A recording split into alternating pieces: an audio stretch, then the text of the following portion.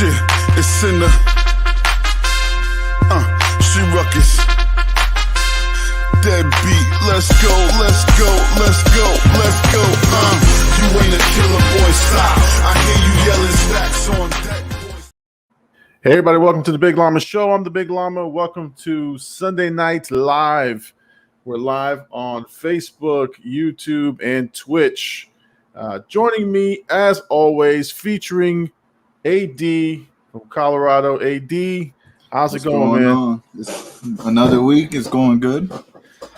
It's yeah, man. Another week. Another pair of subscribers.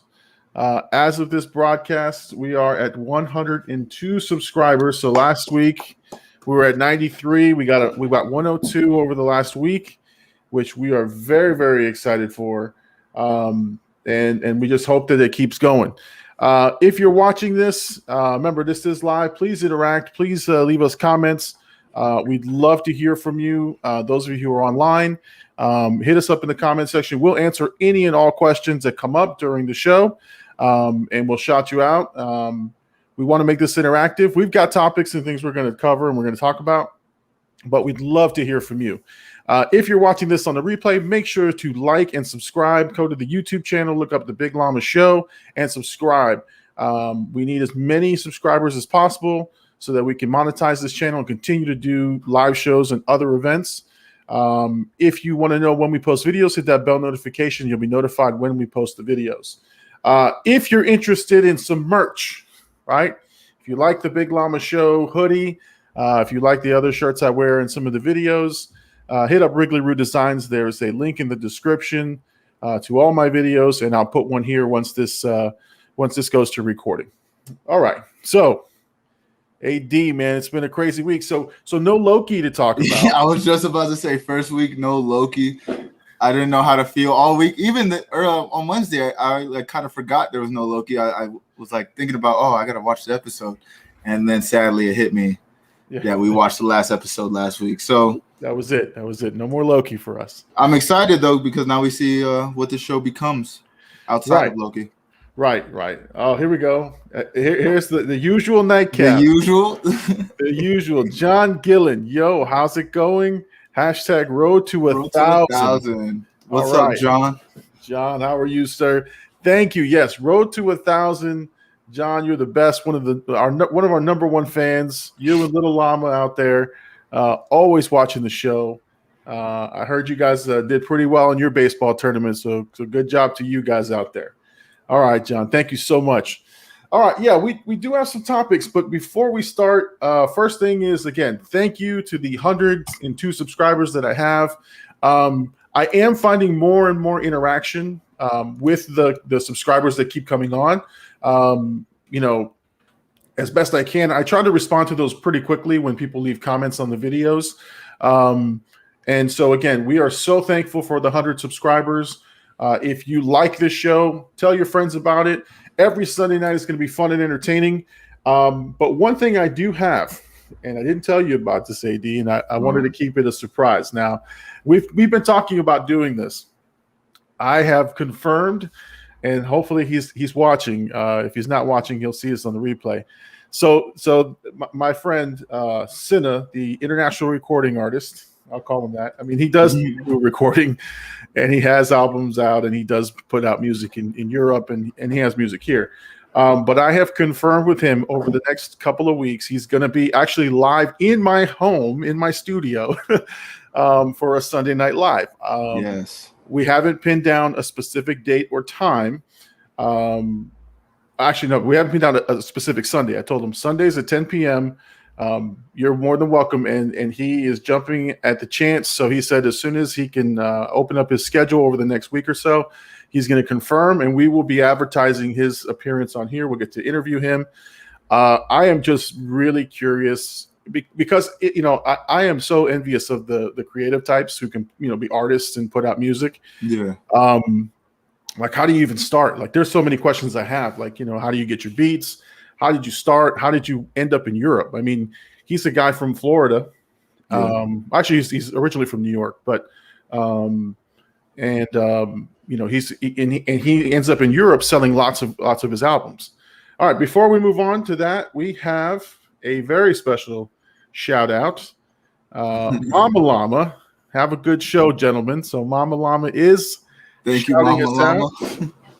Now, I honestly, I never thought that she'd ever want to come on this show. But she has hinted that she wants to jump on the show. So we're gonna work on a little something for Mama Llama to come on with me, either with us here on the late night or just a different Q&A or live session. So thank you so much for the support, Mama Llama. Definitely couldn't do this without you. And Mama Llama is the owner and CEO and shirt maker and everything else. Curator of Wrigley Roo Designs. So if you do like the shirts that I'm wearing, any of the shirts that you see in my videos, hit her up on her on the link, and she'll be able to price out a shirt for you. So if you want to become a member of the Llama Nation, first subscribe, then ask for a shirt.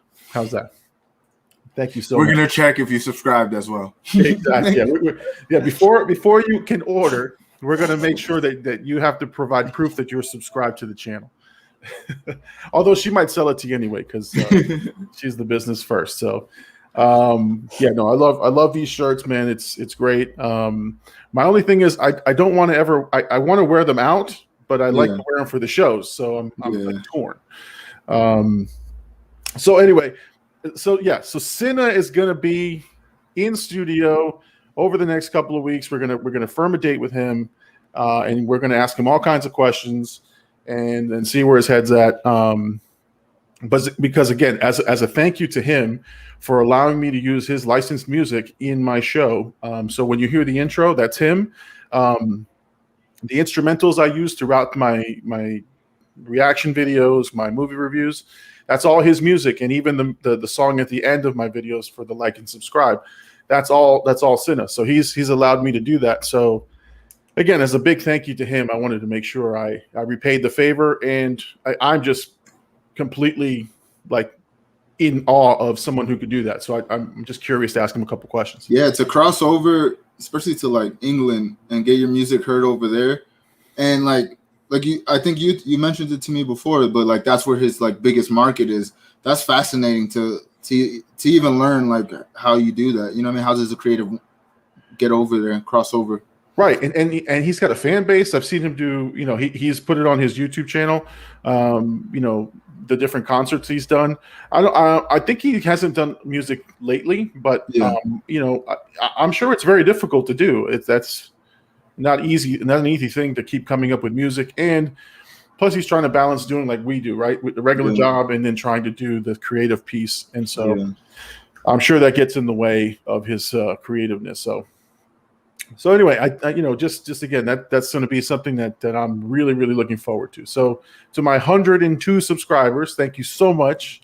I hope you're enjoying the video, and next week or the week after, when I can get him booked, I will announce exactly when he's going to be on the show. We'll advertise it, and we hope that everyone tunes in because he's a really good guy, and it should be a great guest for us. Yeah. All right. I want to say congratulations to you for hitting 100, man. Watching you from the very beginning is very awesome to see you actually hit it, especially because when we recorded last week, you had 93. Yeah. So to see you hit it in the time we haven't recorded is pretty dope, man. It's weird because I had done. I think we announced last week I had 100 videos, and we were just on the cusp of 100 and 100 subscribers. So I was really, really excited, and it's sort of further cements the work that has to be put into this show. Yeah, it's not an overnight success, and it's going to take grinding to get there. But I'm enjoying every bit of it. I will say though, there's one thing I'm not enjoying, and this is just normal frustration from sort of learning the ropes. Yeah, is the timing. How fast you put out a video really does impact the views and the viewership, unless you have a built-in subscriber base. Yeah. Because again, with 100 subscribers, 100 people will get notification I put it out there. But some of my videos have 1,000, 800 views, and those were hit early, right? Yeah. Those were hit as early as I could possibly do it. And that's part of the reason I didn't do a Dune reaction, because Dune is a huge movie. Within the minute it it dropped, there was, almost 3 to 4 million views. Yeah. I knew that was going to be big, but I was at work. And so by the time I had a moment to just look at it, it was 10, 11 o'clock at night, and there was already a gazillion trailer reactions. So I decided not to, because one, I'm not that familiar with Dune. Yeah. I don't want to fake it. My reaction would have been I don't really know a lot about this movie and looks epic. And that's the thing is it's hard to just not, want to fake a couple of things. And I don't want to ever take a shortcut. So, yeah. So anyway, so that's where we are with that. And so what's going on this week? And this week is the start of the Olympics. So we just want to talk briefly on that one. Because I am fascinated with the Olympics. I think every 4 years when it's here, in this case every 5 years since they had to skip one for COVID. Yeah. Every time it's on, there's so many sports that they do. I think the other night we watched Handball, which I'd never seen before, and you just found it odd. They kept jumping, after a little line, they kept jumping and throwing the ball, and it looked like soccer mixed with basketball, mixed with who knows what, and they're just jumping around, and it was insane. It was just that's funny you say that. Me and my boy Justin, we work out together, and after we play a little handball because he has like courts inside his his apartment complex, and we were just playing around. And I was like, damn, bro, like I'd be nice at this if there was like a professional thing. And then he's like, bro, it's in the Olympics, and that blew my mind. That I was like, hey, this is in the Olympics, like. So I haven't caught a game of it, but that's actually interesting that they actually have it in the Olympics, and they have baseball this year in the Olympics as well, huh? Right, and there's just so you know. I'm always getting clowned in my house, and you said this as if you were in the house with me. So I'm gonna tell the story. So I'm sitting out there, and mind you, I know that baseball didn't make it to the Olympics for the French Olympics, the one coming up in France or whatever. I had read that somewhere, and it was just back of my mind. So we're watching softball, and I think my son had said to me, "Oh, look, they're going to have baseball too." I'm like, "They're not going to have baseball. Baseball's not a recognized sport this year." And it hits me, after, because my wife goes, "Really? Really? It's not a recognized sport? Oh, really? You didn't go to a baseball qualifier in Port St. Lucie? You didn't go to see them qualify for the Olympics?" I'm like, oh, God. Insert, open mouth, insert foot. And so the whole time they're like, "Oh, yeah, I guess they're not playing baseball. I'm like, I get it. I screwed up. But yeah, baseball's in there.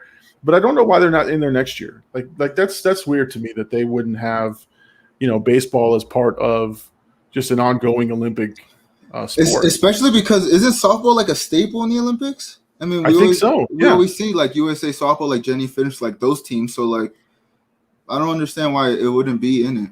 Yeah, I mean, it's weird. I think they have to continue to look at different sports and see if you can fit them in. You can't fit them all in, obviously. I mean, I like that skateboarding is in the Olympics this year. I think that's pretty interesting.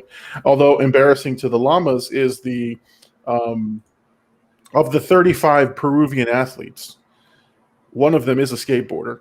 And we're watching the skateboarding events yesterday, and this guy comes on, and they're like, "Oh, this guy, he didn't have a good first round, second round, or whatever. He's the one Peruvian athlete who's skateboarding." And they said he had the worst wipeout that anyone's ever seen. And they show the replay of him in the earlier round. So there's my Peruvian pride right there, just sinking down as I watch. The worst is the best at something. Listen, man, I'm just glad they're in the Olympics, man. My little third world country, my Peruvian brothers, man, they do many things, but and what's funny is, like South America, big soccer country, but we seem to be able to shoot ourselves in the foot and not make it to any World Cups, and we don't represent in the Olympics. So my poor Peruvian brothers and sisters. Let's see. All right, little Llama rooting for Peru. Yes. For the 35 athletes that Peru has. Let's go. Let's go. Representation matters, Lil Llama. It does. It does. Keep rooting for those guys. They need all the support they can get.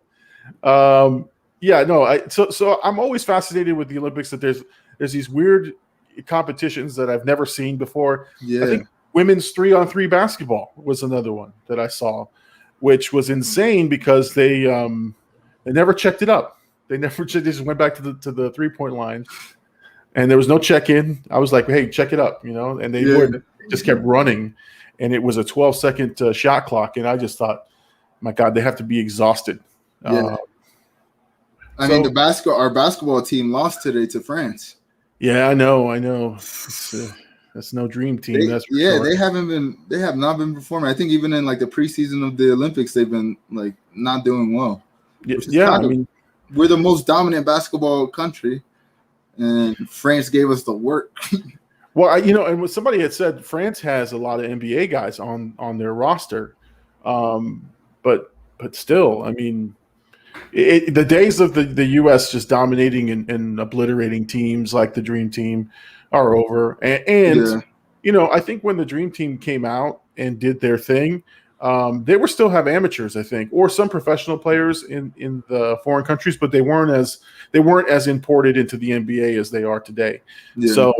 So when we were playing, they were just big fans of these guys, and so they were there for the show, and we were beating them by 50 points. Yeah. And even the second Dream Team, I think, did the same thing. But you can see they slowly start chipping away at the competition, and yeah, I think we've got. I mean, they made a point for like Luka Doncic. Mm-hmm.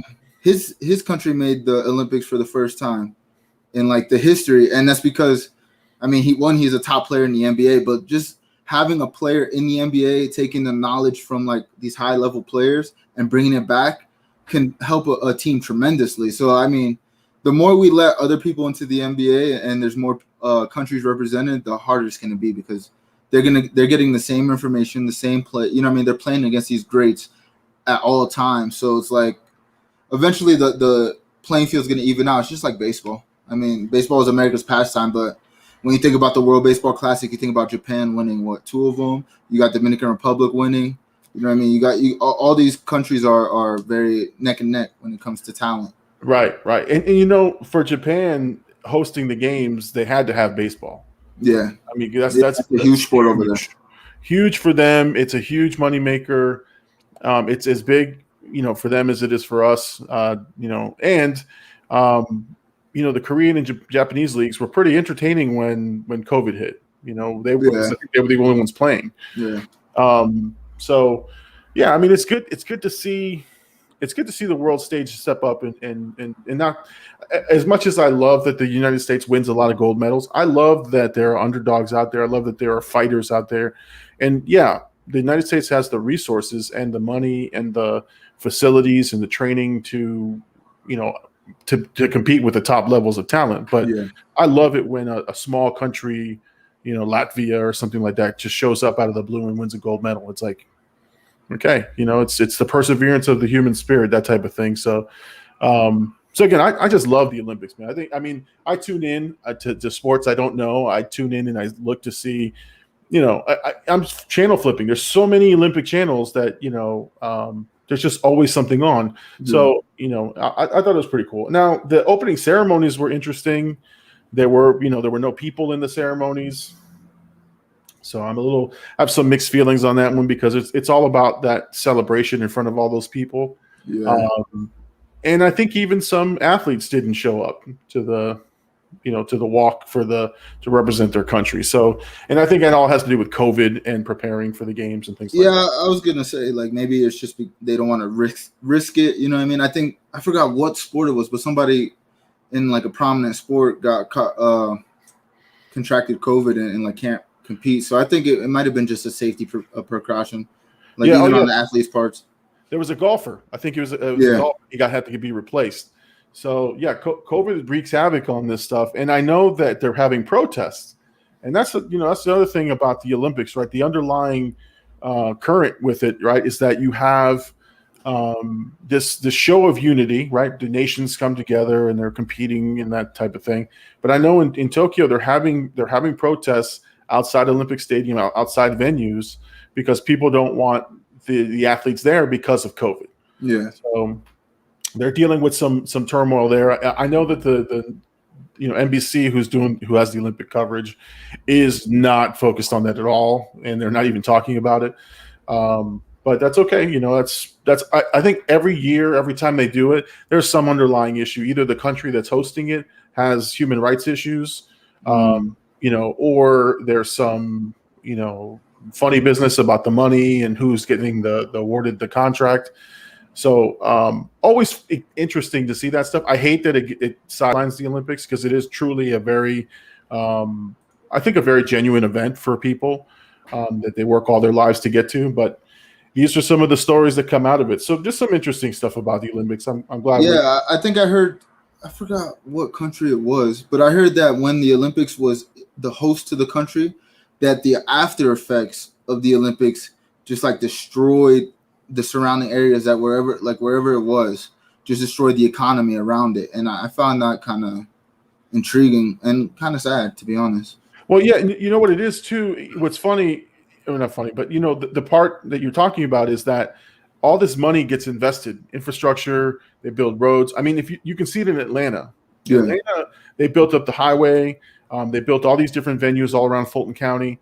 Fortunately, it's in the United States. It's a well-developed country, so those things were going to be put to use. But in I think Greece was one example, right? In Greece, they built everything up. They bought all these stadiums. They did all these things, and now the pools are empty. They're rotted out. The venues are no longer used.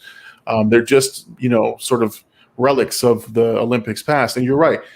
They don't have the infrastructure to maintain a facility like that. They spend billions of dollars on the facilities, and then there's no purpose for them after the fact. So you're right. It's a huge economic hit. It could do well or bolster you, or it can tank you. I think Rio too, right? Rio had the same issue.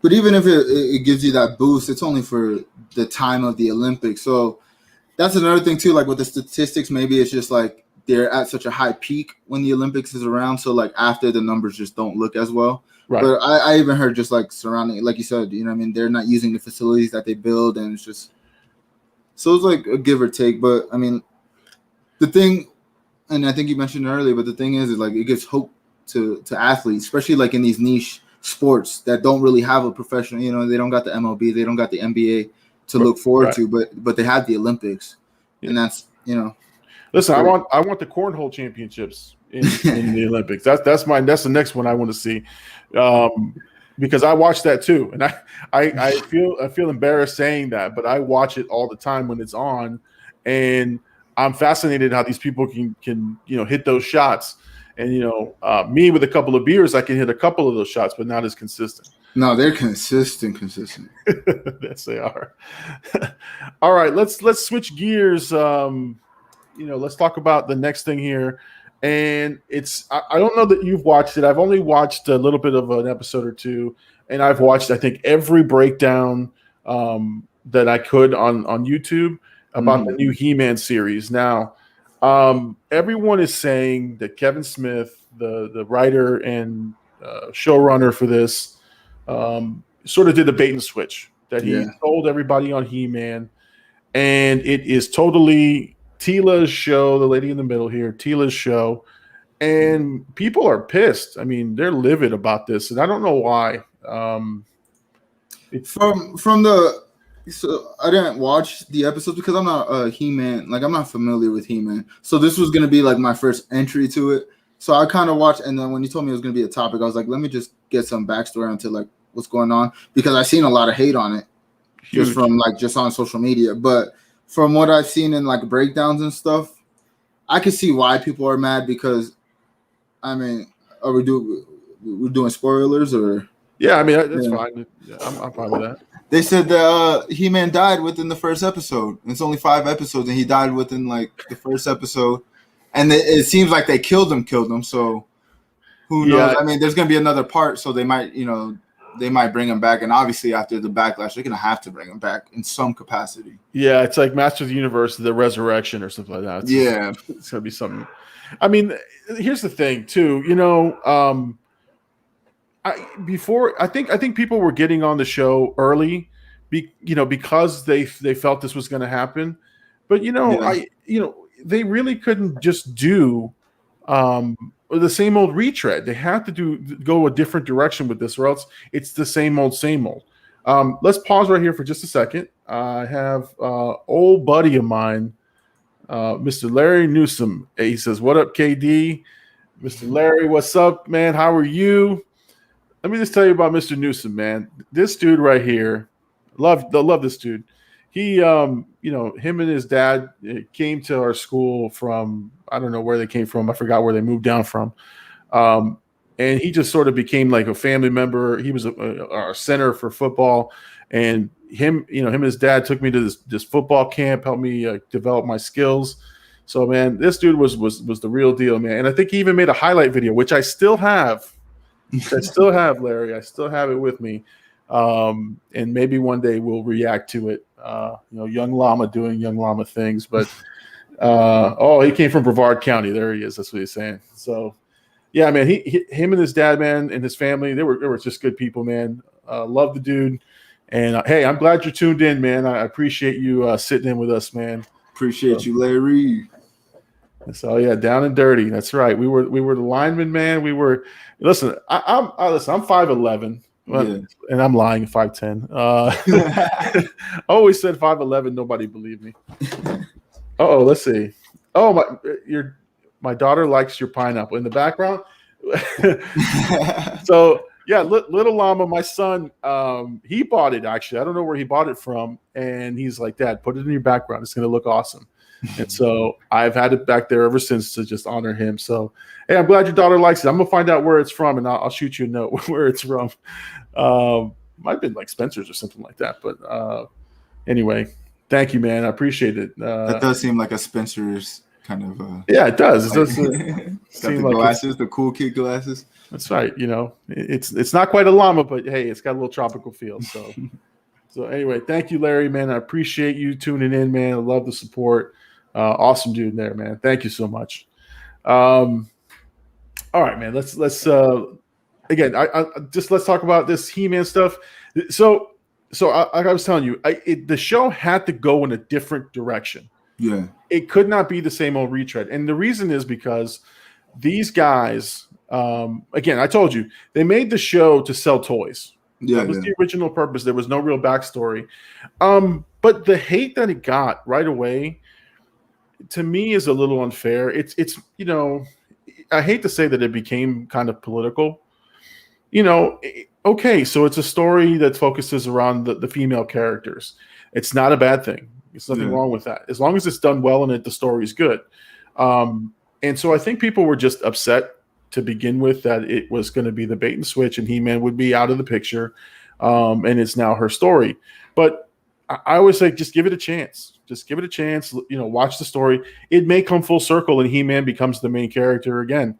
Yeah. Who knows, right? So definitely something that this isn't going off of anything, though. This is not like a remake of anything. This is like a continuation, right? Right. This is a continuation from when the series went off the air. I think they've rebooted it before. Yeah. And this is the same company who made She-Ra, Princess of Power, which was a direct tie-in for the women, for the ladies. Mm-hmm. So, again, I just think unfair. And here's why I know it's political. All the right-leaning YouTubers that I've seen. I don't like to get political on YouTube. I really don't. And I don't like to say right or left, but these guys do sort of identify themselves as that. Yeah.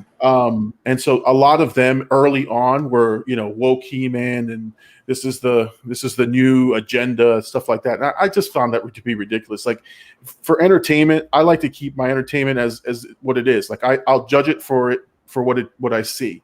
Not for what I think it's trying to tell in a message. I watch it and I say I like it or I don't like it, but I don't go in there going, oh, this is a right-leaning propaganda. This is left-leaning. I don't care about that stuff. I can see why. I mean, it's the same thing with like Endgame when they had the women scene. You know what I mean? Everybody was up in arms about it. Like it fit the movie. It was all right. Like to me, it was just kind of out of place. Like Captain Marvel could have just did it all by herself. You didn't really need you didn't need them all. But I mean, I can see why they're saying it because from just what I heard, it just seems like they're making what's her name, Tila's character like seemed like she's on the LGBT side, and then they're kind of hinting at HeMan as well, or not HeMan, but Prince Adam. Yeah, they're hinting at that as well. But I also heard Skeletor died as well, so it's like they're killing off like some core characters. Right. So and you know, like I said, I can't see the show moving forward without a He-Man or a Skeletor. Yeah. So there's probably either a rebirth or reincarnation or some other form that they'll take on. But I don't think the show is the show without those two main characters. Yeah. If they try to move on without them, that's probably a mistake. But again, we'll see. There's two parts to it. The first one's out now, and so the second part will be out, I think, very, very shortly. And Larry's hitting us up. He's 80s dude. By the power of Grayskull. Yes. I have the power. Listen, that to me, that's the goosebump moment when He-Man does the transformation. There's nothing like it, at least as a kid. You know? Yeah. And I probably try to recreate it 100 times with my action figures. But when I saw it in the trailer, that's what sold me. I was like, okay, I got to watch this. I don't care what the noise is. I'm going to watch this. I mean, but in the back of your head, you got to think too. This is also to sell more toys. I mean, to bring the toys back and make it popular again. But yeah. Now the kids from the 80s are adults who can afford these. Yeah, they got disposable income, and they're not buying toys to play with them. They're buying them to collect them. Yeah. So this is clearly a move to just make these toys and these characters, bigger. It's interesting. I'm just interested because I am going to watch it eventually, but I am interested to see like what part 2 brings and how they tie it back together. Because like you said, if they continue without the more pivotal characters, it's going to be interesting if it holds up and if they get like another, I want to say season, because if they're doing it in parts, it's probably going to be continued in parts, I would think. Yeah. I mean, we'll see. Like I said, the toy line is out, the action figures are out, and I think there's some collectibles they've got now. They're in the middle of Comic-Con type season and all these different types of cons that they have. So you're going to see more and more of this stuff to be prevalent. And the older toys, really. Yeah. Oh yeah. Now the older toys are going to bump up for sure. Yeah, for sure, man. I think that's the other issue. If you had those old toys laying around, then they're going to be worth some money, especially if you have them in packages or whatever. So yeah, mint condition. Yeah.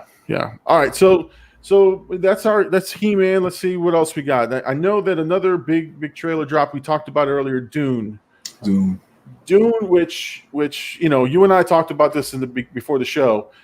Dune looks epic and it looks amazing. I mean, I don't know what it's about, and I want to watch it. So the trailer did its job. Whether it came from a story from before, because you mentioned this from a book, and there was like a movie in '85, I believe.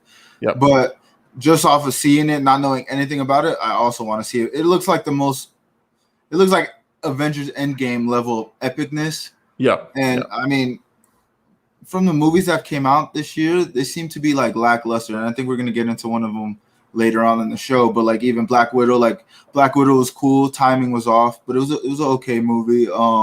Space Jam, everybody's kind of pooping that just because they want it to be a grand film, even though it's for kids. You know what I mean? So like the movies even the Fast and Furious movie that came out, like these movies are not Thundercats. That's crazy. I haven't heard Thundercats in a while. Come on, man. Oh. But yeah, this to me, from what I've seen and watching the trailer, it seems like the best movie that's going to come out this year. Yeah. I mean, so I think this one moved the needle, because I know that they pushed hard when they were doing the direct to home releases, and this one was going to be on HBO Max. I think the producers, the film studio pushed and said, no, there's no way this movie goes out to at home first. So they know what they have. I think so. I mean, look, it could be a giant pile of trash. Who knows, right? Yeah. It looks epic in its scope. The The actors they have for it are top-notch actors. This is not a, they're throwing all the money into this and they're hoping it's a home run. And I think it should spawn more movies. I think the book trilogy, the book series, or wherever was so huge and so vast that I don't know that it can be captured in one movie. So I know this is a tent pole that's going to spawn other sequels. But it looks great. I mean, it looks great. I don't have any clue what it's about because I wasn't interested in 85 in that movie. It looked boring to me, and I didn't watch it. And forgive me if you're a big fan of that. I'm not saying it's bad. To me, it didn't catch my attention as a kid. And this one has got my attention because of the visual, because of the sweeping sort of look of the trailer. So I mean, the stakes seem high in it. The action looks good. The storyline seems like it's going to be very compelling and seems like it could pull out your heartstrings, like with some of the characters they're like portraying, especially with the main character. So it looks like it's got good stories. It looks beautiful shot. I mean, even like the armor they're wearing looks pretty dope. And like you said, the cast, they have like Zendaya, they have Aquaman's character. Oh yeah, that's right. Jason Momoa's in there. Yeah, and also, I mean, he made a joke, so it seems like it's going to have some form of humor in some aspects. So this movie might have a little bit of everything. Yeah, and I think this is going to be one of those movies where it's going to. I don't think it's going to start off pretty huge. It's going to be an event movie. People are going to go watch it. But I think the casual fan may be a little hesitant. And I'm telling just from my experience, I'm a little hesitant. But because it's an event movie, I want to see it. I want to be part of pop culture. I want to be part of what people are seeing. And this may be one of those that I go, okay, I got to get to the theater. And I may make the trip to IMAX because I think everything is telling me this is a big, huge, sweeping epic. It's meant to be seen in this giant screen format. So, it takes a special movie to get me to the IMAX theater because it's 45 minutes away from me. So, if I'm going to make the effort to go, it better be a damn good movie. Yeah. All right. So again, I purposely didn't do a trailer reaction to it because again, I didn't feel like I was going to add a lot of value to my reaction in terms of my review. Usually if I know the material, I have something to say about it, but this one is one of those sensitive ones where the fan base is like rabid. So they love this movie and they love this material. So I wasn't going to go in there and poo-poo on it and say, oh, well, it looks good, but I have no idea what it's about. Like I don't piss people off. So even in movie reviews, or reactions, I'm very conscientious about the. So there was a trailer. I guess it looks like the same trailer or like maybe a smaller version of it. 10 months ago, it has 33 million views. Yeah. And the one that got posted 3 days has 9.5 million views. So clearly it's catching people's eyes. Yeah, for sure. All right, so let's move from Dune, from that epic, and again, I'm gonna check it out. I've watched the trailer, so I'm not gonna do a trailer reaction and do a fake thing like, oh, look how cool it is. I'm just gonna let that one go. If there's another trailer, I'll react to that one. But yeah, sweeping epic. We're definitely gonna check it out. All right, let's shift gears. We're going back and forth between the sports world and movie world. So let's talk about the team formerly known as the Cleveland Indians. Now they are the Cleveland Guardians, which is pretty clever that they kept the back part, the Indians. Guardians, Indians. You're still saying the same thing. And this one is, I mean, listen. So PC culture hits. And this is the thing, man. Like, okay, let's get real with this stuff, right? Again, we're not picking sides. We're not, I think the best discussions about this stuff are when you just look at the facts logically, and just look at what you're seeing, right? And don't bring in your slant or whatever. So the way I look at this is like there's a group of people, the Indians, right? The Native Americans, who are upset about the use of the name and how it's portrayed and the caricatures.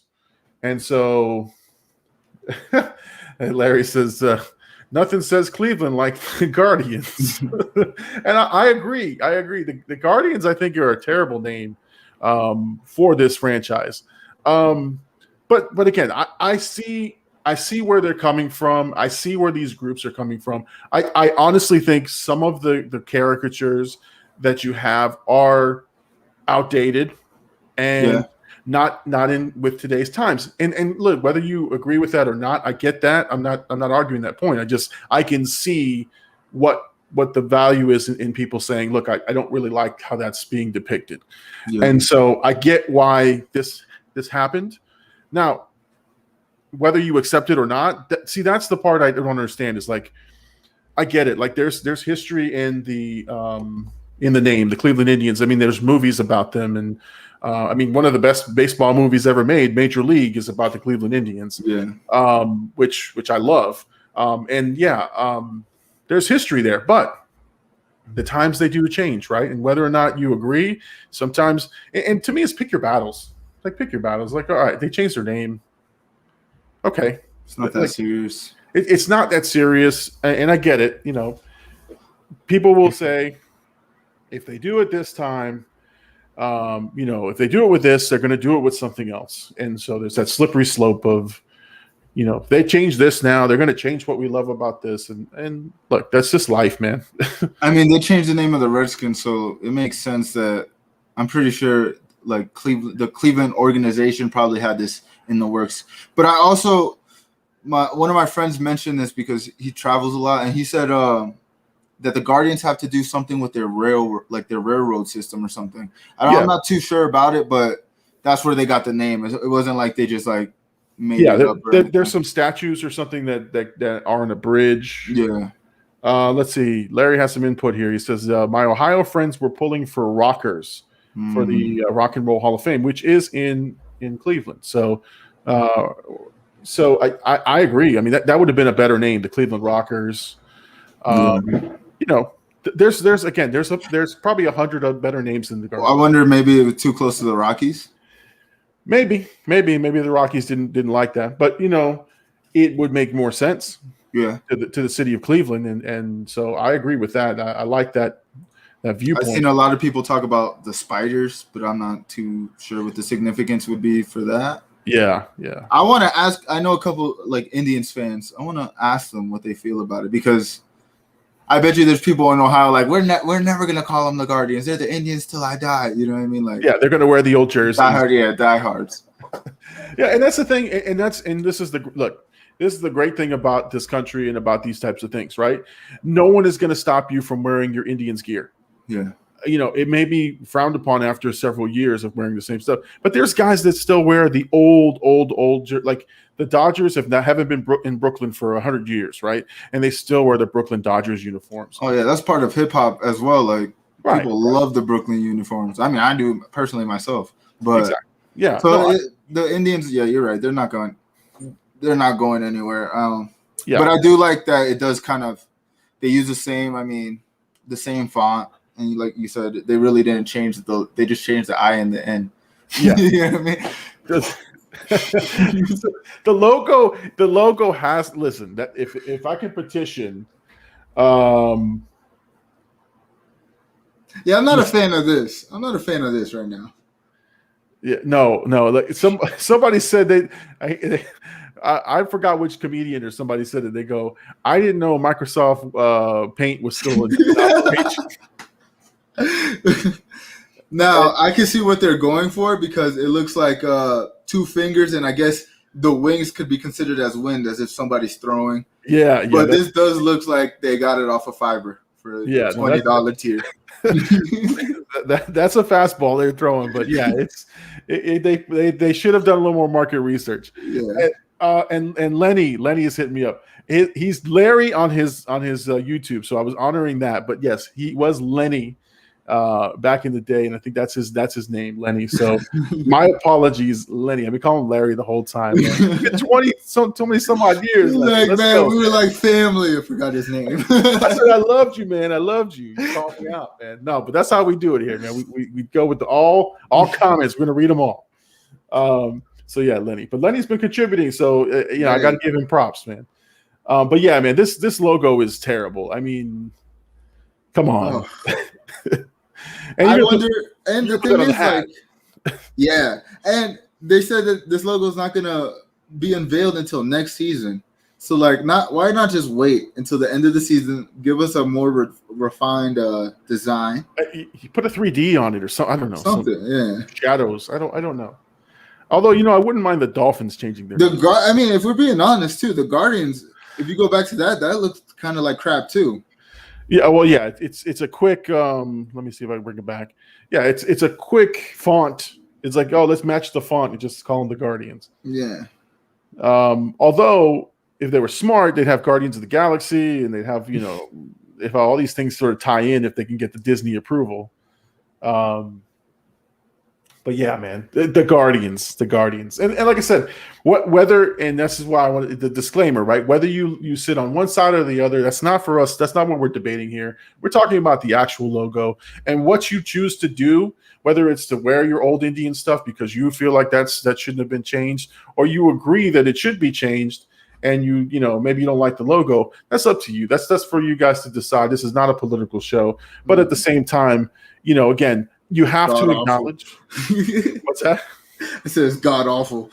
It's god awful. Yeah, I mean, listen, anybody can agree on that. But I think you just always have to acknowledge that there's some group out there that found some offense in that in that logo, in the old name, and even the depiction of Chief Wahoo, that type of stuff. So you have to honor that, and if there's political pressure or public pressure to make the change, then it may be something that needs to be done. You may not like it, we may not like it, but it is what it is. So the Cleveland Guardians. Let's hope we don't get a Major League remake and they're not the Indians anymore, they're the Guardians.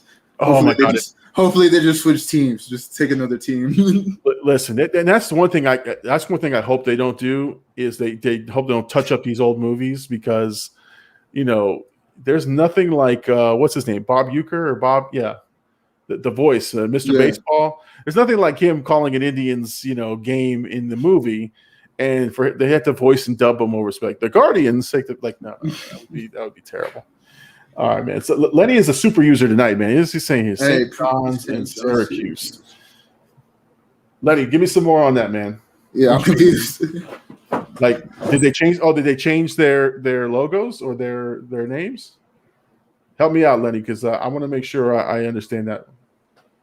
Let's see if we maybe they did. Let me do some research on that. All right.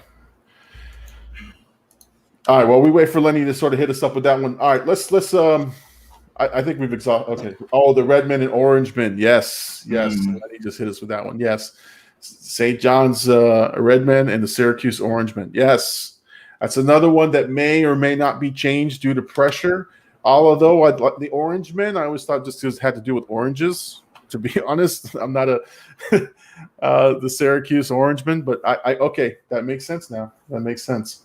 So look, everything can be now the Red Storm and the Orange. Oh, okay. Makes total sense. See, man, Lenny, super user Lenny tonight, man. Lenny is carrying the show. Yes, they changed them both for sure. Lenny's the first consistent commenter we have. That's it. At any of our shows. And Lenny, this is what the show is going to be every Sunday. So if you want to join us every Sunday and be part of the panel, man, and hit us up with comments and questions, suggestions, man, this is what we're trying to do. You're adding value to the show, Lenny. For sure. This is I'm loving this, man. So Lenny, man, awesome. All right, let's move to the next topic. We're going to talk about what's happening with this particular franchise. But I also want to talk about the DC world as well. So first of all, let's talk about Michael B. Jordan's project. I think he has a project with HBO Max to produce and star in and be the Black Superman or Superman. Is he gonna play the Superman? I think that was the idea. And here's my problem, right? I don't have a problem with Michael B. Jordan being Superman. I think that would be a refreshing change. I think that he's got the caliber, the star caliber to really carry a franchise. I really do. Yeah. He's got the charisma and he's got the ability to do it. So from that perspective, I have no problem with him doing this. What I have a problem with is the DC universe in general. So if you really think about it, DC has too many hands in the pot. You've got this live action Superman show. Yeah. That looks or the critics have said is good. Everyone who's reviewed it or watched it says I got to watch it. So I haven't yet because I have a hard time with the characters being different in terms of so let's take Disney Plus for example. The Marvel shows is not a fake Loki. It's not a like actor playing Loki. It's not Tom. It's Tom Hiddleston, the character, the guy you know from the movies. Yeah. Falcon and the Winter Soldier, those are the guys from the movies. The DC universe, the Superman show is a guy they hired to play Superman, and it's not.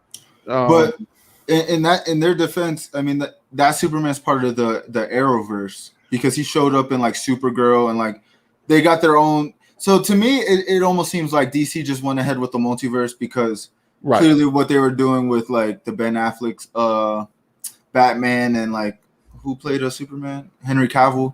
Right. What they did with them kind of wasn't like it. You know what I mean? Especially with the Justice League. Like Justice League compared, it doesn't even compare to like the worst Marvel movies. If there is a worst Marvel movie, you know what I mean? Like Justice League did it. I mean, they had to release a whole extended Snyder cut for people to watch it again and actually, you know what I mean? Because nobody was talking about it. So to me, it just seems like DC is just like full force. Hey, let's just have a multiverse. I mean, this is a new take on Superman, which I didn't even really. I seen his name's Val Zod instead of with Superman's name Kal-El. Yeah. Kal-El, yeah.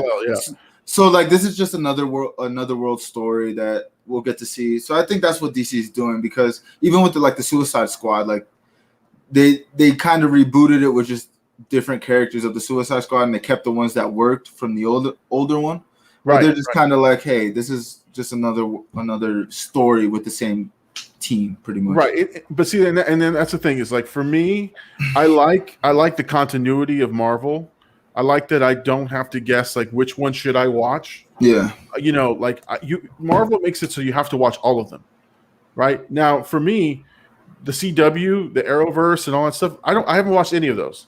I'm not interested in them. Fantastic shows, by the way. And that's the thing. I heard they're really, really good. And my son, I think, has watched a couple of. I think my son watched all of the Flash or the Arrow or something like that. He really liked it, and I couldn't get into it because I was like, well, where do I start? Like, should I start? And do I need to know this? And then now I'm finding out there's an Arrowverse, there's this verse, there's two Flashes, and before there was a multiverse, right? Yeah. So now Marvel gives you the excuse now with their multiverse, storytelling. They're giving you the excuse and they're saying, hey, look, we're doing a multiverse. So now you can expect to see different people playing these characters, but it makes sense. Here's why, right? Yeah.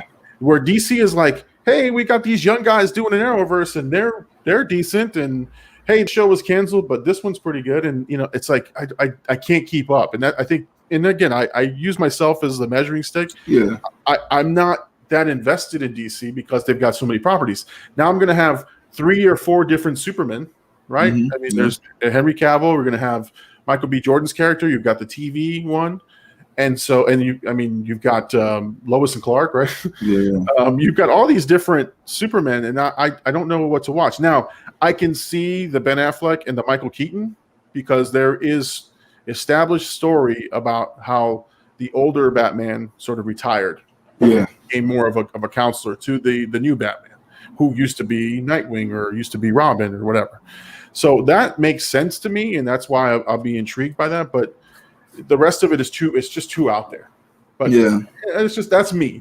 I know for the Arrowverse is the one DC property they did it right because they tie in these shows and they even have like a week long because I think every like series is debuted on like different days. So it's like Monday, Tuesday, Wednesday.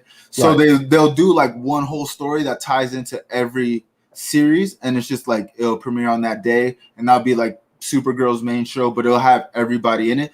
So it's like they did it right with the smaller the television side. It's just they didn't execute on the movie. So I can see what you're saying, because it's like they haven't given us, from the movie perspective, they almost did it backwards as to what Marvel did, because Marvel gave us 10 years of movies, 10 years of one storyline that we're following throughout all these characters, and then they hit us with these new series on the streaming platform, and then hit us with the multiverse and Loki. So it's like they built a path, just like Jonathan Majors. He said, "I built a path, and you just walked along." You know what I mean? You just walked along with it. That's exactly what Marvel did. That's Kevin Feige. Kevin Feige is Kang the Conqueror, man.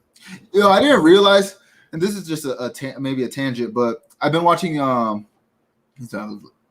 always, every time you pop it up, I like stop and read it. But that's all right. It's all right. I've been watching a lot of like just older like stuff, and Kevin Feige was like, I think he was a part of like the Spider-Man series. I want to say Blade, but I'm not too sure. The X-Men series for sure. So it was like he saw the mistakes that the other properties did, and to like not bounce back, because he wasn't like the main person on these projects, but to see all the mistakes they made and learn from it and create such a intricate plan for these movies was kind of awesome, and like shows like that level of creativity that, I mean, we were talking about earlier. Like, how do people think of this? Like he had to have seen it in his head and been like, oh, I seen why X-Men messed up, and I seen why Spider-Man with Tobey Maguire messed up, and then the Andrew Garfield made the same mistakes as the previous one. So let's tweak it and let's build like a actual plan.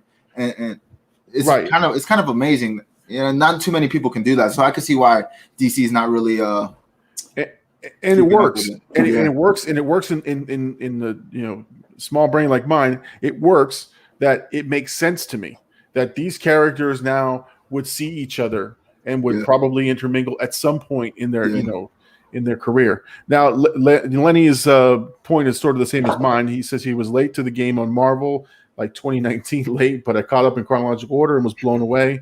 DC didn't do it for me like Marvel. And that's a good way of sort of looking at it, because if you think about it, if you were to rewatch the DC universe from back to from beginning to end, you're left with a lot of confusion and a lot of like it's different creators. You got the Snyderverse, you got this, you got that, where Marvel is the same entity all the way across. They have different filmmakers and different styles and different genres, but the story is still linear. The story still makes sense. So I'm with Lenny on that one. I think we're in the same boat with our thought process. So again, Michael B. Jordan doing Superman is interesting to me. It's going to be fun, but again, it becomes something. Now I'm going to watch this probably because of Michael B. Jordan. I don't know that and plus, Superman is one of my favorite of all time. I think Christopher Reeves, seeing that dude play that character early on really, really changed, things for me in terms of movies. Let's see. Lenny again. Let's see. I think DC is too dark, maybe, but then again, Thanos is pretty dark too. And that's its tone, its style. You're right. It has. DC tried to be too dark with their characters. Historically, though, the DC comic books are a little bit more darker. They're grittier. So I can see they just didn't execute. That's all it comes down to. They didn't execute a good story, and I think, and maybe this is like in the head of like the producers and stuff. They were so behind when they started like these renditions of their Superman and Batman, like with Ben Affleck. They were already behind 4 or 5 movies when it came to Marvel, and it was very clear that Marvel had a plan with what they were doing. So it almost seemed like they were just trying to rush the big team up and try to get it out before Marvel did their thing. So it was just like, it was not good execution on their part. Right, and they try to retroactively do a universe, which just never works that way. You have to start from scratch, which is what they probably should have done. Is at some point just reboot and say, okay, if we're gonna try to follow that model, we're starting. This is the starting point for you. Yeah. The other movies can be canon and you can have them in, but like you have to say this is our start point moving forward. I do feel like they're doing, because supposedly they're doing the Flashpoint movie, which is like, breaks a lot of like what we know in DC Comics. So I feel like that can be a good starting point to reboot everything, because we're even getting like a Robert Pattinson Batman movie, which I don't know how that ties into any of this. Right, and again, that one is supposed to be grittier, darker, a little bit more, a little bit more adult. And that's the thing is now, which one do you watch? Or which it doesn't make sense other than the fact that they just have a different actor playing a different version of Batman in a different movie. Yeah. And so that to me is what gets me with DC. So, but let's do this. Let's shift. Oh, hold on. Let's see. Disney got me considering $29.99 for Black Widow. Yeah. I mean, Disney's listen. They're doing it right. Listen, I'm going to share with you why the Disney model worked, at least for me, right? You know me. I talk about IMAX all the time. It's like my freaking, that's my thing. I love that. And so my excuse to go there was, I said, Marvel movies, I'm going in there. I debated to pay the $29.99 to watch it at home, even after I bought my tickets. I thought, I can cancel them. I can get my refund. Just watch it at home. That's how good the offer was to watch this movie at home. So to me, that to me is amazing, and it's a game changer because, unfortunately, it changed my thought of the movie going experience. Now I'm glad I went to the movies. I really do. I am, but damn, they almost got me for $30 without stepping out of my house. So like lesser movies. I mean, not even let's just take the IMAX thing out, but like lesser movies. Let's just say Shang-Chi, right? Like I personally want to see that in theaters just because it's a different style of Marvel movie. You know what I mean? But like obviously like Multiverse of Madness, that's an IMAX type of movie. But like let's just say Shang-Chi. Would you consider paying the $29 to see it at home, or would you want to see it in theaters because of the experience? If I'm being honest, I'm considering the $30 option. And it's nothing against Shang-Chi. I'm excited to see it. I really do want to see it and see where it goes. I just don't feel like it's an event movie that I have to go to the movies and see it. So I would feel okay. It's almost like Black Widow. I'm glad I went, but I could have watched it at home. Yeah. So October is a long way away. Yeah, it is. All right.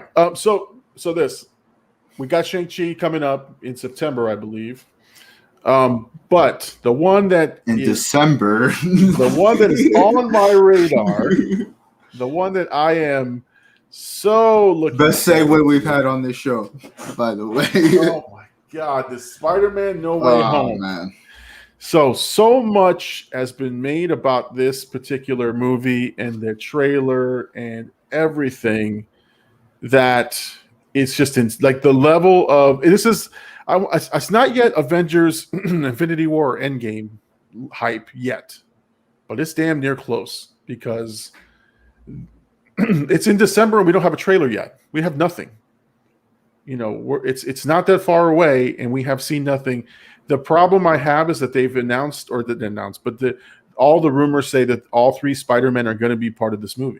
Yeah. And so I am just now like, I'm completely like spellbound. I don't know how they're going to do it, and I'm so curious. This is one of those rare movies. I mean, I've seen it like with Mortal Kombat, but I just love Mortal Kombat. So I'm so engulfed in the fandom that like I told you before when we did our first video, I like went and read the 2016 script and the 2018 script. So like I was seeing all this, but like this movie reminds me of that kind of hype for like everybody. I mean, when you posted your video on the Japanese teaser. Yeah. You know what I mean? It was like, oh man, like maybe this is real. You know what I mean? Like we had no clue if it was going to actually come out or not. And I'm even seeing like leaks about, like you said, all 3 of them are in there and they're not going to unveil them till like the official trailer or movie. They're going to wait till the movie to unveil it.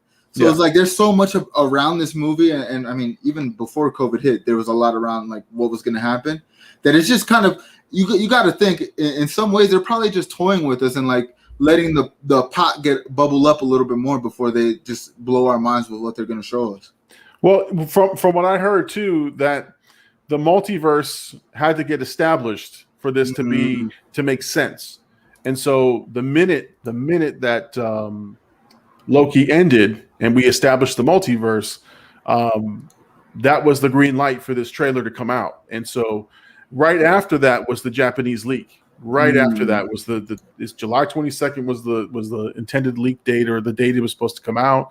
And so to me, that thing had me watching my phone all day on the 22nd, man. I was checking my YouTube, my Twitter feeds. I was checking everything all day long, and nothing. And then I got that stupid video of the Spider-Man twerking on the stoplight. I think a day or two after that. But you know what? Listen, this is the right way to do it. You see how we are anticipating a trailer. Yeah. You know, I mean, the world is going insane. And the reason I know this is for sure, at least the YouTube world, every day there's a theory of a leaked video, a theory of when the trailer will come out. Forget the details of the movie. And that to me is the sure sign that this is going to be viral. It's going to be a huge thing.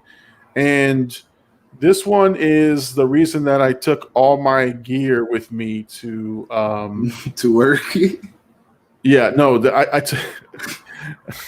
so hold on, before we move on. Yes, don't spoil Loki. I'm on episode 2. Nope, no problem, Lenny. We won't talk about Loki. Except for no, I'm kidding. No. Don't do that. Don't be that guy. Don't be that guy. You're not that guy. Be better than that guy. So listen, I was on the West Coast just this morning. Yeah. For my son's baseball tournament. And yeah, it was a 3-nighter. I had to stay there 3 nights. And guess what? I brought my laptop, a phone that I was going to do the video recording on, a light, and everything. I had everything ready to go. That if that trailer dropped, I was going to leave my son at the baseball field, head to the hotel, cut the trailer, submit it, and run right back so I wouldn't miss a thing. Hell, I might have done it right there in the stands if I had the chance. You should have got all the parents' reactions with you. Yeah, exactly. Viral. But I'm telling you, and for me, and so just, for those of you who don't know the YouTube game, the content creation is one thing, but timing is the other. And this particular trailer right here, if you can get it first and put it out there first, you're going to get a lot of eyes on your content. You're going to get a lot of subscribers because people are hungry for this. They want to see reactions. I guarantee you, every reaction you see, and I'm making this prediction. Every reaction you're going to see on this one is going to be Avengers type over the top. Yeah. You're going to have guys throwing their chairs back. You guys be throwing stuff inside their houses. You're going to have all this kind of nonsense. Yes, I'm hyped for a trailer, and I love to see, like cool things. I'm like, oh yeah, but I'm not going to throw my glasses. I'm not going to punch things. Yeah. But that's what you're going to see. Everybody's going to want the hits for this one. Everyone's going to want the eyes for this one. And I'm not. I want the eyes for it. I want more viewers. I want more subscribers to see me react to this. So I know that the timing for this one's got to be huge. So I'm ready for it. The only thing I don't have is a mobile studio in my car because when I'm at work, I can't be doing that in my office. But no, this is the one. This is the big one. I think the anticipation is so high though because once we get a trailer, then we do know how the story. In a lot of ways, we will know what is true from the leaks, and I think that's why people are like looking forward to this so much because we're gonna get. I mean, I'm sure they're gonna tease. If not show us the villains, they're gonna tease a little bit of Doc Ock. They're gonna tease a little bit of Jamie Foxx's Electro. You know what I mean? They might show them. I believe they will show them, especially for the first trailer. And if they don't show because personally, I do believe the other 2 Spider-Men are in this. Yeah. Oh yeah. You know what I mean? Like, especially like you said, like if it's true that they waited till Loki, there's no other reason for them to wait than them having other Spider-Men in this. So we're gonna get a lot of questions answered when this trailer comes out, and I think that's what everybody's waiting for. Like, are the rumors true? Right. What are the implications of this movie going forward for like the MCU? Because you said Shang-Chi's before this. Yeah. But this is like this would be considered like the next Avengers movie. Like he's the next one in the Avengers that's coming out, because I think Doctor Strange is after this. Mm-hmm. Yeah. So like, I mean, even this movie is gonna have implications for like Doctor Strange. Yeah, I mean, and that's the thing. But again, the hype level is there, man. The anticipation is there. The problem and the fear is that they do too much in this movie with all these characters. You've got confirmed Doc Ock, you've got confirmed Jamie Foxx. So they're two different multiverse, versions of villains. Is it too much? And that's the fear. But again, it's not going to stop the hype level on this thing. Mm. Every day there's going to be a trailer. Again, there's no secret why we're talking about it too. We want the eyes of the people who are interested in it. So, for those of you, and I keep seeing the volume of people watching go from 3 to 6 to 7 and back down to 3. I think they see the teaser. They see the teaser image. They go, "Oh, what are they talking about?" And then they tune Spider-Man. out. I feel like, I mean, this is the third Spider-Man, right? And what played the first series, the Tobey Maguire Spider-Man, was the third one, and the same problem happened because Andrew Garfield didn't get a third one, but the same problems from the third Spider-Man of Tobey Maguire's is the same problem with Andrew Garfield. So it's almost like they're doing the same thing, but they're going to do it like we said earlier. I mean, Kevin Feige was a part of these projects and learned from them. So we're going to see like really how much they learn, especially when it comes to Spider-Man. Like if they can pull off multiple characters and do it in a proper way, you know what I mean? Like it's going to change the game, because then it shows like, hey, we can have 3 or 4 villains, you know what I mean? And maybe like 2 main characters.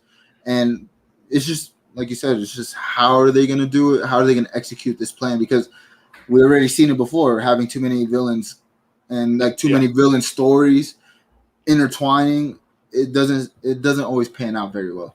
Right. And so again, I think it if they use it sparingly and that they set up other movies, or they set up, the next level, the Sinister Six or whatever, they start setting this up, I think that will work. But you can't just throw everything at the movie. Have all of them show up, all of them fight each other. Like you got to pepper it in there. You got to give a small reveal to this Spider-Man. You got to give a reveal to this one, and then end the movie on a climax where you go, this story is going to continue, and you're now more excited about it. But don't give us everything all at once. You got to tease the audience. You got to tease the people. Don't just put all 3 Spider-Man on the screen with all the villains and go fight. That's not gonna. No, it's not satisfying. I mean, I think the best way for me, at least thinking about it, the best way for this movie to work is if Tom Holland's Spider-Man just hits the different universes. Yeah, I mean, he goes to Andrew Garfield's universe, and it's like self-contained in that. You know what I mean? He's there for maybe like 30 minutes. We see like a little storyline between that, and then somehow gets sucked into like the Tobey Maguire universe, or however it goes. But I think that's the best way. So we're not like invested in like Electro's story and also Doc Ock's story, and like we don't even know if there's another villain. You know what I mean? What if they bring back Michael Keaton as the Vulture? Right. You know what I mean? Right. Like we don't want to see, like you said, we don't want to see just a bunch of characters on screen just for the sake of them throwing the characters on the screen. Like if they give us a cohesive story, they can do this really well, and it could be probably one of the better Spider-Man ever. You know what I mean? Like it's building and the anticipation. There hasn't been an anticipation for a Spider-Man movie like this. And I mean, I remember the Spider-Man 3 trailer when they showcased Venom for the first time, and I was like, oh no, I got to see this. Yeah, exactly. But the hype was big, but then you watched the movie and it was like, yeah. But I think you're right. That's the theory that I think should work, is Tom Holland going to the different multiverses, setting up the stories, and having small parts, and then who's the big bad in this one, that type of thing. So, and if I'm not mistaken, Doctor Strange is supposed to be in this movie as well. That's the word, is that he's now the architect. He moves now from movie to movie, and from he's like the new Iron Man almost. Right, he'll be like the Iron Man, because now you're navigating through this multiverse, and so that's him playing that role. He's like the Nick Fury who'll show up every movie, or show up, or in Iron Man where he assists a small part and then he moves on. Yeah. And they're centered around him. I think that's good. You do need a point person. So, all right. So let's enough talk about my friend Spider-Man, who's got me checking my phone constantly. Let's just briefly talk about the new movie that came out this week. You got Snake Eyes, G.I. Joe Origins. Just completely. Now, again, full disclosure, I haven't seen it yet. Have you seen it? I don't. No, I've seen a lot of reviews on it though. Right, and that's what I want to focus on is the reviews. I mean, we can't say one way or the other on the movie, but what I've seen from the reviews is the following. Right, what I keep seeing them saying is it should have just been a different movie. Should have just been named something else. Yeah, and let that story play itself out. And that to me makes sense because everything you know about Snake Eyes is that he doesn't talk, and that he's gone silent. But and in Lenny's opinion, he says here all the G.I. Joe movies have been garbage. I would have to agree because I think unfortunately what they miss is the nostalgia that people look for. The thing you loved about G.I. Joe is that these characters were pretty much like their names, right? Pretty much outlined who they were. Roadblock, Destro, and the Baroness, the twins, Serpentor, Cobra Command. Like you knew what they were, and based on their names, and they had these very specific character traits. I mean, you have even had a sailor guy. He spoke like a pirate and stuff. I mean, that's the fun stuff of G.I. Joe, and they I get it. They were trying to modernize it and make it a serious, franchise. Just stick to the corny stuff that sold toys, man. I mean, make them fun, make them buffoonish characters of themselves. You don't have to go ultra serious. Shipwreck. Yeah, that's the guy's name. Shipwreck. I couldn't think of the guy's name. This guy Lenny's coming through. Look, he changed his name too. I love it. So make sure we don't mess that up again. So no, Lenny's coming through with the clutch, man. Shipwreck. That's the guy. That's again, so this movie is being panned because it has nothing to do with the G.I. Joe series. What I read from the reviews, right? All the reviews say that you cannot stand Snake Eyes as a character, that he's like a villain in the movie, and it's his redemption or his arc and his change, and people are pissed, man. They're like furious about this movie. And then I think a lot of the talk was about the shaky camera, on the fight sequences. Because I heard that the fight sequences are very they're dope fight scenes, but the shaky camera just takes you out of it. But even just with the score right there, like you got the tomato meter is 39% and the audience score 72%. It to me, from what I get from all the reviews, this is a dope movie just to sit back and just go. It's a dope action movie. But like you said, for the G.I. Joe, it doesn't fit what G.I. Joe is supposed to be. And where do they go from here? You know what I mean? Well, and this is one bad thing, and I sometimes I love reviews and sometimes I hate them, but someone said that the post-credit scene is in the trailer. Like, why would you do that? Why would you release something that's supposed to be a big reveal and have it in the trailer? So when you watch it again, it's meaningless. Yeah, and that to me, that's when you don't know your audience. That's when you try too hard to deliver on the trailers because you're afraid of what the movie has. But my opinion on G.I. Joe is they just need to reboot it and do you ever seen that movie Small Soldiers? Like the cartoonist? They should just do a G.I. Joe version of that. Listen, I will share one small G.I. Joe story, and it's a sad one, right? Listen, man, my life. I've had a good life. I can't complain, man. But the stuff in the 80s, man, we were poor, man. We were dirt poor, immigrants in this country. But I watched the hell out of all my 80s cartoons, man. And the only thing I wanted, man, was that giant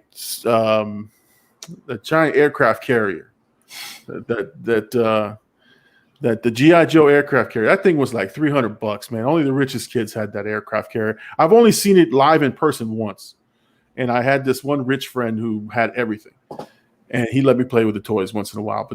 But I asked my mom, like, Mom, I want that G.I. Joe aircraft carrier. ¿Qué, mijo? What's that? How much? No, mijo, no. So, I got Shipwreck. I got the character who's on the aircraft carrier, but I never got the aircraft carrier. I got a little boat that went on the side of the aircraft carrier. Never got it. Oh, let's see. Had a fight over the refrigerator Perry G.I. Joe. Oh, that's right. They would put celebrities as G.I. Joe. That's how you know they were making money, man. They just put anybody as a G.I. Joe character. But yeah, man. No, that's honestly, man. Voltron never had the full set, man. G.I. Joe. Only thing I had the full set of was the HeMan toys because they were decently priced. Let's see. That was a lot of cereal in 6 weeks. Yeah. Oh, remember that? I don't know. Oh, listen, I say remember that. Like I forget you're the young dude. But everything used to come with the cereal attachment, man. You had to eat like 16 boxes of cereal, like clip the box tops and submit it with like $20. And you get like the special edition character that only the cereal eaters got. The closest thing I ever got to experience that was Star Wars when they put like the lightsaber spoons in it. Oh, yeah. That was the only time I ever experienced like wanting to eat cereal to get a toy. Let's see. You had to collect cereal SKUs and send away. Yep, that's exactly it. That's the old school version, man. That's how they got you to buy the products, man. And don't get me started on Captain Crunch and the Kool-Aid man. Captain Crunch, he had a map. And you had to buy different Captain Crunches to figure out the map. And then on the Kool-Aid man, same thing. You had to clip the however many you bought and turn it in. I never won any of those things, man. I'm telling you, I wasted so much money as a kid. Wasted money. Yeah. So yeah, that's the old school. That's my story about me walking in the snow to school, right? I had to eat 20 boxes of cereal just to get that toy, Back in my day, we ate cereal and got the toys. I do want to say though, for the reviews I have heard, it makes me want to see it in theaters though, because I mean, I haven't gone to the movies yet, and I personally just love going to the movies, getting popcorn. I seen the Dragon Ball Z Evolution movie, and I was the only one in there. And like the Avatar movie, it was me and my girlfriend, and we were the only ones in there. So like I've seen worse movies, and this one doesn't sound that bad. I mean, aside from I guess the shaky camera, a lot of people are giving props to the action scenes to the movie. You know what I mean? So yeah, the movie doesn't sound like it's a bad movie. It just doesn't sound like it's a G.I. Joe Origins movie. And if they're trying to build a franchise, it goes back to DC. Like, if you're trying to build an Origins movie or build a cinematic universe, you have to go in with a plan. You have to know your audience. You have to see the mistakes of like Lenny said, the previous G.I. Joe movies were trash. So like you have to just do your research and really plan ahead and take from the Marvels and show us that, hey, like we got a plan that we're really going to execute properly. And it doesn't seem like they did that very well. And maybe, who knows, maybe we get a sequel to this. He loses his voice and they kind of correct the mistakes that they made, because like it is an Origins movie. So they're not going to give us the Snake Eyes that we see or know. But from what I know, we don't even get it at the end, like the Snake Eyes from the show. Yeah, no, that's the thing, and that's and again, that's the problem that I think they had with this movie, is that you're trying to combine two different types of movies into one. And yes, the G.I. Joe name and the franchise branding will bring more people, to see it. But at the same time, it might have been just a really good action flick, Let's see, Lenny again here. Let's see. It's hard. It's a hard franchise. A lot of nostalgia. Yeah. No. But was there a G.I. Joe like cartoon or something that has like a storyline they could follow? Oh yeah. No, there's movies. G.I. Joe the movie, which was great. There's a lot to the G.I. Joe franchise that they could have followed. Again, the problem is they try to make it too real, try to make it gritty, they try to make it realistic. I mean, having The Rock as Roadblock was a great move, because he looks like an action figure. But then again, you just try to make it too serious. they were getting to a good place, but then they killed off all these other characters, and that was the problem with the second movie. Wasn't it in the beginning they did it? Yeah, the first one was miscast. I would say they had bad casting, missed the mark on who these characters were a little bit. Second movie had promise because now again you bring an action figure type guy like The Rock, and that's the way you do it, right? You bring in a guy like him, he's cartoonish enough, and then they kill off all these other characters that you were thinking were going to happen, And I feel like it's the same, the plague that of like video game movies, you know what I mean? It's like hard to capture, like Lenny said, the nostalgia of it, and even just like the essence of these like characters in the proper way. Because I mean, when did they make the first G.I. Joe movies? Probably like 2009, 2008. Like those were times where like they did Transformers, and like they're probably just trying to like every recapture video, that every board game, every old 80s thing was getting rebooted for sure. And and Lenny wants us to know the catchphrase, right? Because now you know, and knowing is half the battle. And then we all say G.I. Joe. We all hit him up with that one. Listen, man, it's almost like they brainwashed me, man. Every 80s thing I could remember like that, right? But ask me what I did yesterday, man. I don't know. I couldn't tell you, but this guy hits me with the thing. I know exactly what he's talking about. So, oh man. So anyway, so G.I. Joe, we'll see how it goes. We have to. We'll reserve our review on it because we haven't seen it. So for those of you, is it going to be on a streaming platform? No, I don't think so. I think this was movie theaters only.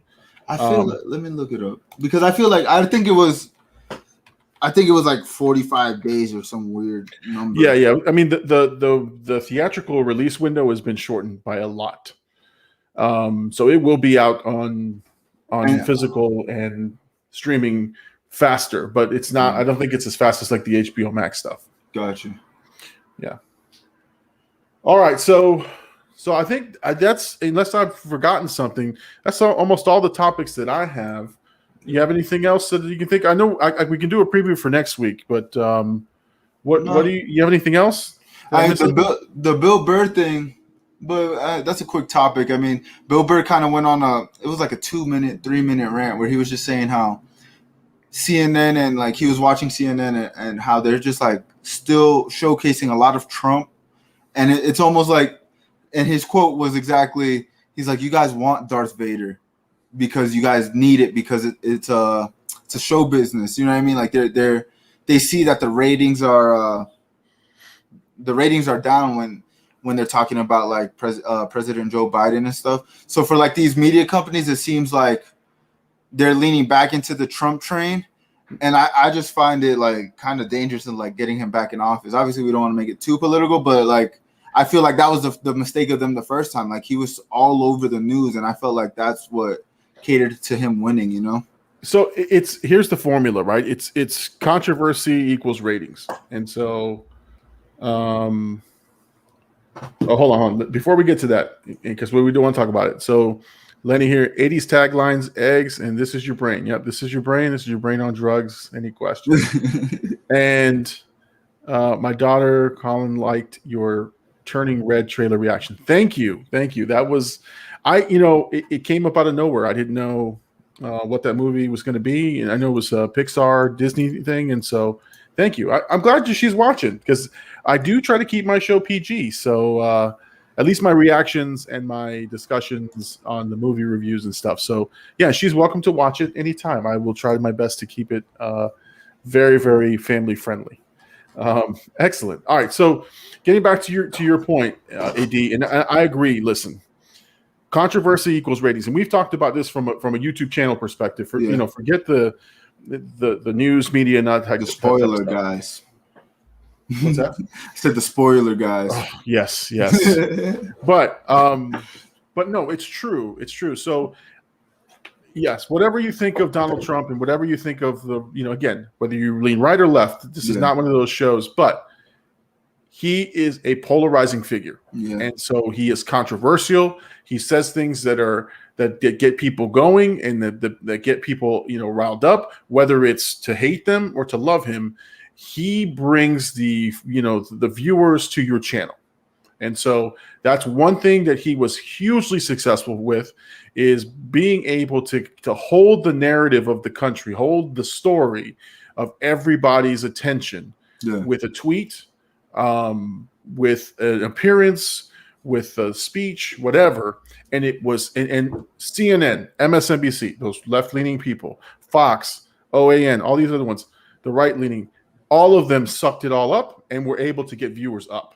And yes, now that he's not in the picture, or not in the picture as prevalent, it's a very boring news cycle. Yeah. The press conferences, I used to tune in to the Trump's press secretary all the time, because there was something that was going to come out of that was going to be big news. I used to watch the coverage of it, and yes, it made for sensationalizing the news. But yeah, now that you have President Biden, he's a very boring type president. There's nothing. He's that old school school depiction of a president. Well, before Trump, and again, we're being fair. Before Trump, the presidency was the presidency, and it was it was still important. But unless there was a breaking, huge international issue or something major he needed to address, nobody really paid that much attention, or at least that was my view at the time. When Trump was in office, it was required viewing. It was required viewing, and you had to watch and you had to listen. Whether you agreed with it or not is irrelevant. That's one thing he did do, was create more awareness in politics, because even before that, I didn't really even now I'm not that knowledgeable about politics, but I am starting to learn more, and it was because of his presidency and what was going on throughout it. But to me, I only brought this topic because I find it interesting that these even the channels that quote unquote don't like Trump use him to create these ratings, and like you said, I guess controversy does create the ratings. So it's just interesting to see. No, and listen, and like I said, when we talked about it in the terms of this channel, right? That yes, I could do or say a controversial thing, take a stance, even with this topic. Yeah, I could pick one side or another. Yeah, and just hold my ground. Like it. Yeah, someone's not going to like it, and it's going to create viewership on one side, right? So these people who are Trump supporters are going to come flocking my way if I say I love Trump. Yeah, and if I say I hate him and I can't stand him, and here's why, I'm going to have all these people from the left coming to my channel, and then they're going to expect me to have this slanted view, going back and forth. That's why in this discussion we're being very fair and honest about it. Is that we're saying whether you like it or not, whether you're a Trump supporter or not, or whatever, we're talking about strictly his ability to create the narrative, his ability to capture attention and get ratings. And that's what the news cycles feed off of. And yes, they keep him in the cycle because people are watching and want to hear about it. But right now, it's a very boring presidency, and that's okay. And here, and listen, Lenny's right on this one. NJ said it best. Republicans buy sneakers too. Yeah. Which was, it got him in hot water with the left on that, but it's true. It's economics for these people, for cable news channels, for YouTubers. It's all economics. Now, again, whether you want to go one way or another, that's up to you. And on this channel, we're going to stay to the facts and to honest opinions. And yes, I have my own opinions, and I do lean one way or the other. But for this purpose, I have to say he does what he's supposed to do. Is he brings in the ratings. And yes, Bill Burr is right. They want a Darth Vader. They want an enemy. They want somebody like a boogeyman type, character that people who watch their network show will be interested in watching every night. They want to see what's going on with this, and they want to get an update on it. So it makes sense. I just thought it was an honest and real perspective from Bill Burr. Him just saying that, it really is, and it sheds light on all media, because it's not just the right, it's not just the left, it's all media thrives. I mean, Twitter was thriving off of when Trump had a quote, or you know what I mean, yeah. I mean, it became a story for every outlet. Retweet it, grab it, post a tweet. So hip hop is probably the one culture I followed my whole life. Mm-hmm. And before, obviously you had Obama, but that was just because what we were speaking to earlier, just representation. But when it came to like Trump, it was like whatever he said was on even every hip hop outlet. That it was like you guys don't even talk about politics, but like there's clearly value to like that controversy of like I don't know. I just thought it was a dope, honest take from Bill Burr. Yeah, it was very eye opening as to what like the landscape of the media is. Like you clearly need that for to sustain yourself, really. No, and listen, and this is the promise I'll make, and then this is how we'll close out the show. Is the promise that I make is, again, what I have been saying about this topic or any topic is you can't look at things from a preconceived notion, right? Yeah. You have to look at things at face value. You have to understand where people's like again, we had that discussion about the Cleveland Indians changing their name to the Guardians. There is two ways of looking at that, and we went right down the middle because we're not focused on what we want or what we don't want. We're focused on what happened, right? Yeah. The Indians changed their name. Whether you like it or not, it happened. And we understand why it happened. We understand why. We understand what the viewpoints are. Yeah. But we're not. This channel and this discussion was not to be picking one side or the other. It's just say, okay, they changed their name. We clowned the name because the name is terrible and the logo is terrible. Garbage. And so that's what we focused on, because why get into those arguments? The train has left the station. It is moving. Either you move with it or you don't, and that's fine. So we move with the train. We just talk about what's happening. And that's, again, the promise we make on this channel is that we are fair. We're going to be honest. And the opinions that we are our opinions. So AD and I may not always agree, and we may not agree with you, some of the viewers. But, again, we're going to try our best to be fair and honest. Authentic to ourselves, yeah. Right, exactly. And so we're going to be very authentic about things. And that's why when I do reactions, I do trailer reviews, I do movie reviews, I do whatever, it comes from a very honest place. And that's the type of base I'm trying to build with this show. Is I'm trying to be, I'm trying to get back to being normal. Like looking at something and understanding a viewpoint and just moving on from it. So that's how I look at it. Especially with these trailer reactions and stuff, man, people get all bent out of shape if you don't react a certain way or say certain things. And I'm always honest. If I don't know anything about the topic, I don't know anything about the topic. If I know a lot about it, I know a lot about it. And if I've already watched the trailer, I'm not going to react to it because that's not a true reaction. So, things like that sort of get me going. But I think about it when I stream. My bad. My last point. Go ahead. But I think about it when I stream. Like, it's easy to be like, hey, like, I'm me, right? Like, I'll curse and I'll say some wild stuff, but like that's who I am on a daily basis. And I think about it like, man, if I really want to grow, do I have to like tone myself down and not say anything? And I'm like, no, I don't want to do that because that's not authentic to who I am.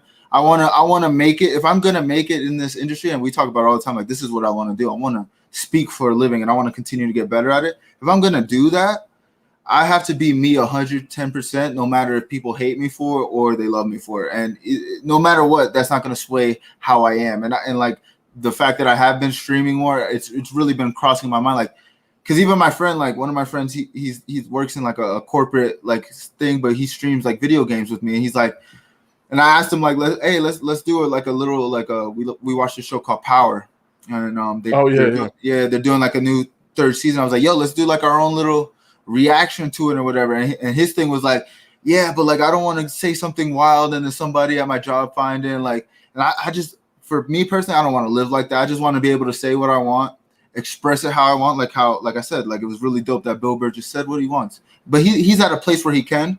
I just want to get to that place. And right. I think we're doing that. And there's nothing wrong. There's nothing wrong with being yourself. Yeah, and there's nothing wrong. The only thing I and this, and we've talked, is you just have to be able to be real with yourself, and that's who you really are. Yeah. And so, I could be controversial and I can say controversial things. I choose not to because I think that where I'm coming from in my show is about entertainment. It's about fun stuff. It's about the culture. Now, I can get into these topics. As we talked about Trump just now. We can have that discussion, and I'm well versed in it. But again, I've seen too much of this nonsense where you have to pick a side and you have to stand for one view over the other, which I think is completely ridiculous. Yeah, you can have mixed views. You can change your views as you go. So And in your case, like I said, you want to be authentic, you want to be real, and this is the brand. This is the Blackout brand that you're cultivating. This is who I am. This is what I do. And so that's and you're right. Everyone has to make a choice in how they operate. And so I'm glad that we can have these types of discussions. I'm glad we can do the fun stuff. And if I get on your channel and we're having a discussion on a different topic, then yeah, I can jump into that arena as well. Yeah. So trust me, I get what that point. It's a choice. It really is a choice. And like I said, for me, I'm tired of negativity, and I'm tired of someone just spewing their version of what's happening, and someone being honest. I've never heard someone say what I said, which is, yeah, Trump is he's a ratings magnet, and the news organizations will eat it up no matter which one. Most people are like, well, they try to justify. I can't stand that. So. No. All right. So listen, we have been running on this show tonight. It's been a great show. I really, really enjoyed today's topics. Lenny is the MVP. MVP. So Lenny is the MVP. This dude has been engaged from the time we started till now. So he's been on for about an hour and about 30, 40 minutes. Lenny, thank you so much, man. It was awesome to to hear from you. He says here he's still hitting us. He's agree to disagree and still be friends, countrymen, etc. Yeah, that's how it should be. It should not be so polarizing. And let's see, he says here, KD, been watching you since the beginning. Congrats on 100 plus videos. Keep it up. Great content. Lenny, man, you don't know what that means to me, man. I trust me, man. I am humbled every day that I get a new subscriber. And what I'm hoping for, and I put this out there, right? What I'm hoping for is the following: is that somebody in my town recognizes me and says, "Big Llama," one time. That's all I know. One time. Somebody I don't know, though, by the way. That not somebody who I know. And just like, "Big Llama, I saw you." You're gonna see me in Port St. Lucie, like, "Big Llama." You're gonna turn around. It's gonna be me, like, "Oh, fuck." I'll be like, "Oh, come on, man. You got me. You got me." One time. I'm just looking for one time, because that would be like fun. That would be like the ultimate. And no, but honestly, I do this because, and we've said this before. I do this because this is a passion of mine. This is where my true heart in my creativity is where I want to be. I want to be doing this. I want to be honestly doing this for a living. But right now I make a pretty decent living, so I really can't switch it up. But again, I'm going to try my best to do it, and we'll see where it goes. And the more I get interactions with you, with AD and everybody. Let's see here. Hold on. Going to finish daddy daycare with my daughter, Eddie Murphy, when you wrap up. All right, so we'll wrap it up, man. AD, you got any comments or anything? Nah, congrats on 100 subscribers, and keep it going, man. This was a great episode today. I really enjoyed it. Sad that we didn't have Loki, but great episode nonetheless. Yeah, no, listen, I was sad that we did, but it's what we talked about. Loki was a topic for one person, for a niche market, right? Yeah. This was all different kinds of things. Lenny, again, I think you're going to suddenly grow subs. I hope so, man. I hope so. All right, man. So, all right, let's wrap it up. Thank you so much, everyone, for tuning into the show. We love the support. We love the subscribers. We love that our viewers have been going up and up on every show. AD is a featured guest here. He's always going to be with me on Sundays unless he's got something to do or we got something going on. But we will try to be here every Sunday about 10 p.m. And yes, our future show is going to feature an international recording artist, SINA. He's the guy who does all the music for me. And he's going to be live in here somewhere. I'm going to have to figure out how to fit him in here. He's going to be live in here one of these Sunday nights. I'm going to pin down the date, and we're going to announce it to everybody so we can get a big viewership and a lot of people asking him a lot of questions. All right, AD, thank you so much for joining me. This is the Big Llama Show. Peace out, everybody.